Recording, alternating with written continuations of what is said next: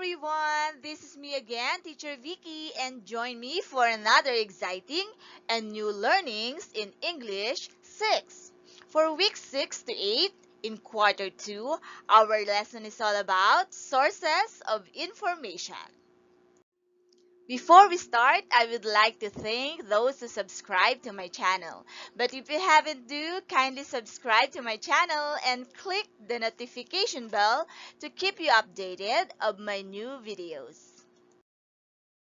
In this lesson, you are expected to compare and contrast contents of materials viewed from sources of information, whether it be print, online, and broadcast. So here are the questions that you need to be answered at the end of our lesson. Number 1, where to find information and how to access or use various materials or sources. Number 2, what is the relevance and credibility of the sources of information you used? As a learner, you are used to accomplishing homework and research works given to you by your teachers. Wanting to fully understand these learning activities, you work on finding more information from various sources or materials. The gathered details from various sources support your answers and maximize your understanding of the lesson. To achieve this, you must be aware as to where to find information and how to access or use various materials or sources. Also, the relevance and credibility of the sources of information you must use must also be considered. In this lesson, you are expected to compare and contrast contents of materials viewed from sources of information, whether it be print, online, and broadcast. So let's examine the pictures below. What can you see on letter A? Yes, that's correct. That's a man reading some newspapers. How about on letter B? Yes, that's right. A boy is watching TV. Letter C. Yes, you can see a boy borrowing a book from the library. And how about letter D? Yes, so this man is using his computer. So let's answer the question.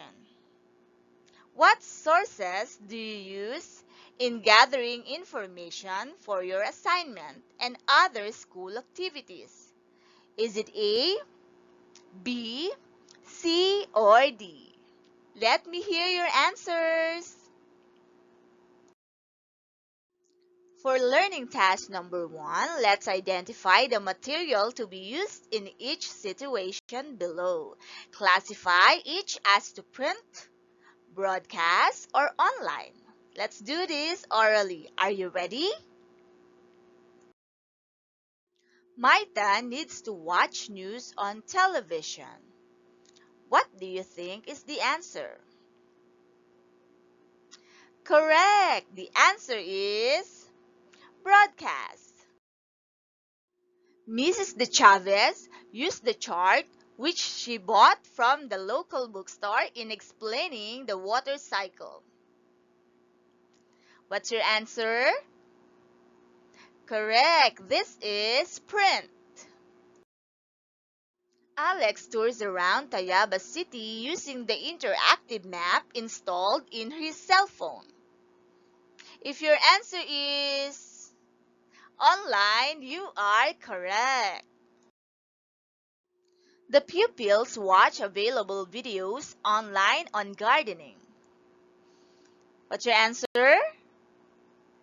Yes, that's right, online. My parents love to read newspapers every morning. Correct. The answer is print. So let's discuss the sources of information. The first one is print materials. Consists of all written printed materials. Examples of these resources are printed versions of textbooks, workbooks, reference books, magazines, newspapers, and journals. So, print materials are anything that you can touch. These are the hard copies. Okay, so remember that. So here are the examples of print materials. Yes, so those books are print materials. And also newspapers. And also, what else can I hear? Yes, magazines, journals, atlas, encyclopedias. Okay, so those are some examples of print materials. So let's move on to the broadcast materials. So these are resources transmitted to public through radio and television. So public service announcements, daily news, weather forecast, interviews, documentaries, comedies, movies, sports, and advertisements or commercials are typical examples of broadcast materials. So the keywords here are radio and television. So remember, when the materials or source of information came from radio or television and they are being transmitted. Okay, so those are broadcast materials. Okay, so here are the examples for broadcast materials. Okay, so just remember the two, the radio and television. Okay, I have a question. What if I am watching YouTube from using the television, or I'm connecting my laptop and using the internet using the television? Is it broadcast material? Is that still broadcast material? What is your answer? Yes, the answer is no. Okay, so because you are using the internet in getting the sources of information. But if we are watching the TV itself, it is being broadcast by a network or a TV network or a channel. For example, you are watching a TV show like 24 Horas or TV Patrol. So that is broadcast material. But if you are watching it through YouTube or any other social medias using the internet, so that is not broadcast material. Let's go to the third source of information, which is online materials. So they are learning resources that are made available online. Common examples of online resources are blogs or vlogs, podcasts, audiobooks, ebooks, videos, mobile apps, web pages, social media, and emails or electronic mails. So in accessing online materials, take note to be careful and vigilant with the authorship, credibility, and authenticity of internet documents, since some sources may contain unverified information. Okay, so remember, everything that you can get using the internet, these are online materials. So here are the examples of some gadgets that you can use in getting the sources of information using online materials. With the use of various sources of information, you may now compare and contrast the information viewed from print, broadcast, and online platforms. So the skills on comparing and contrasting are necessary in enriching your knowledge in finding reliable and credible sources of information. Let's do learning task number 2. Presented below are various sources of information. So let's identify which source of information does not belong to each group. Write your answers in your notebook. So then, after eliminating the material which does not belong to each group, Let's classify the three remaining materials as to print, online, or broadcast materials. Okay, so I'm going to give an example first. Okay, for example number 1, textbooks, workbooks, reference books, daily TV news. What do you think is the one that does not belong to the group? Let's underline it. Okay? Yes, that is daily TV news. So, after you eliminated daily TV news, textbooks, workbooks, and reference books, what do you think is that source of information? If your answer is print, your answer is correct. I know that you are ready for your answers. So remember, you can always pause the video for you to answer this if you need more time. Okay? Good luck!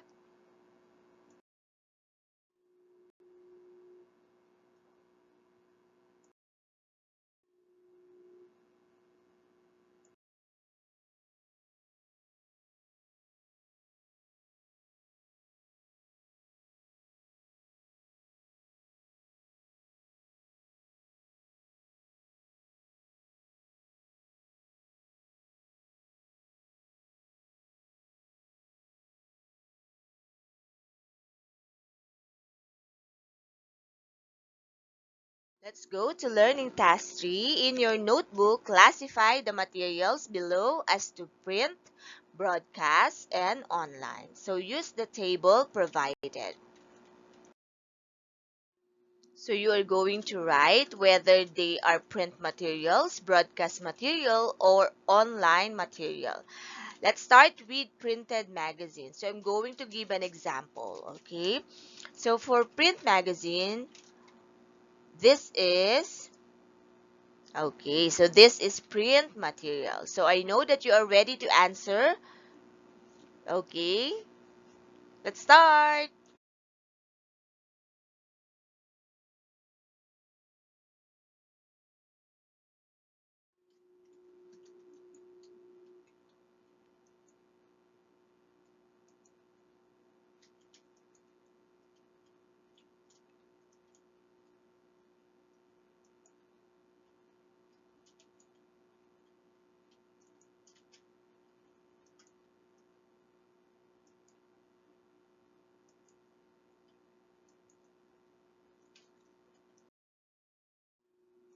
Learning Task 4. Read the passage below on chemical and physical changes. Then compare and contrast chemical changes and physical changes by arranging the information using the graphic organizer below. Let's identify their differences and similarities. You can do this in your notebook. Chemical and physical changes. Any matter can be changed in two ways, chemically and physically. Physical changes do not change the makeup or identity of the matter. For example, clay will bend or flatten if squeezed, but it will still be clay. Molding the clay to change the shape is a physical change and does not change the matter's identity. Meanwhile, chemical changes turn the matter into a new kind of matter with different properties. For example, a burnt paper becomes ash and will never be turned back to paper again. The difference between them is that physical changes are temporary or only last for a while chemical changes are permanent, which means they are irreversible. Physical and chemical changes both affect the state of matter. Okay, so now let's compare and contrast chemical and physical change. Okay, so you are going to write in their appropriate circle in the Venn diagram. Okay, so you can identify whether they are for chemical change, physical change, or inside is there similarities. Okay, so again, remember you can always pause the video if you need more time. I know you can do it.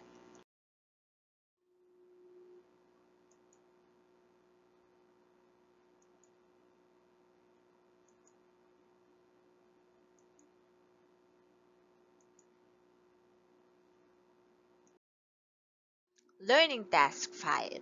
Compare and contrast TV, radio, or printed advertisements of two shampoos you are familiar with. Okay, so using a Venn diagram, note down their similarities and differences. Then write a paragraph explaining the content of the said diagram. Do this in your notebook. So be guided by the rubric below. Okay, so I have here an example. So I'm going to use um, Pantene for shampoo number 1 and Sunsilk for shampoo number 2. Okay, so you can also think of your own. It depends on you what shampoo or what brand do you like to make.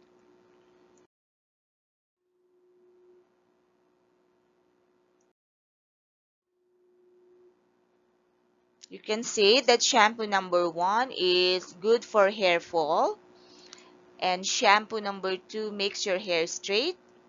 And as for their similarities, so make your hair smooth. As for the paragraph, you can make your own as simple as this. Okay, so let's just add more words on the phrase that we use um, in the Venn diagram. So, for example, Pantene shampoo is good for hair fall. Sunsilk shampoo makes your hair straight. Both make your hair smooth. So you can do your own and just like this, as simple as this. I know you can do it. Learning task number 6. So using any available sources, search for information about cats and dogs as pets. You're going to identify which of the two is considered as the best pet. Note down the details and list down their similarities and differences. So using the graphic organizer after this. Okay, so then you're going to write a paragraph explaining the content of the diagram. So do this in your notebook. So be guided by the rubric below. Okay, so we are going to compare the cat and the dog.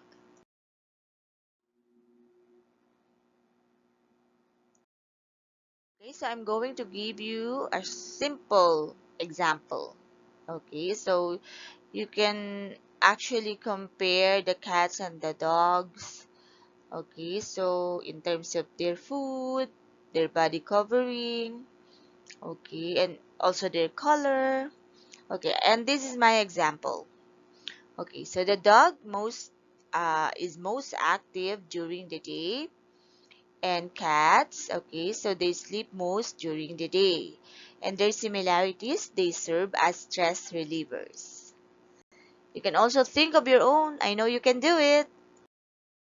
Okay, so this is my example of the paragraph based on the phrases that you can put in the Venn diagram. Okay, so the cats sleep most during the day. The dogs are most active during the day.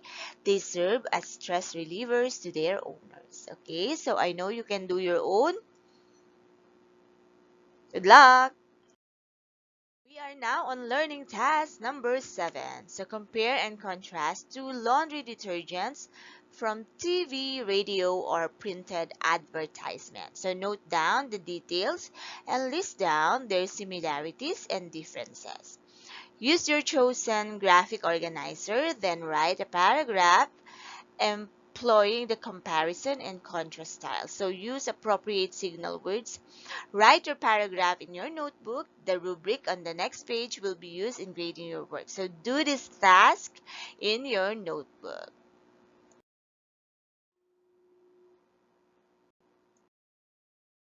Okay, so let's try to make some examples again. So I also use the Venn diagram because the Venn diagram is the best, okay, the best way on how you can present similarities and differences or contrast and comparison. Okay, so let's start. Okay, so the first detergent is good for colored clothes, and the second detergent is it can make your clothes as white as clouds. Okay, and their similarities make your clothes clean. Okay, so again, you can think of your own. I know you can do it. Okay, so I have here another example of a short paragraph or a simple paragraph. So this detergent can make your clothes as white as clouds. So this detergent is good for colored clothes. Both make your clothes clean. Okay, so I know that you can make um, a paragraph as good as this, or you can um, make your own and you can surpass, okay, so this paragraph. Okay, so I know you can do it. So let's answer this activity for our evaluation. So I hope that you can get, okay, so a good score for this one. So I hope you understand the discussion and all the activities. I hope you already do it. Okay, you already done that. Okay, so now let's complete the statements below by supplying the missing terms. Select from the given choices below. So you can do this in your notebook. Again, you can always pause the video if you need more time. Okay, good luck.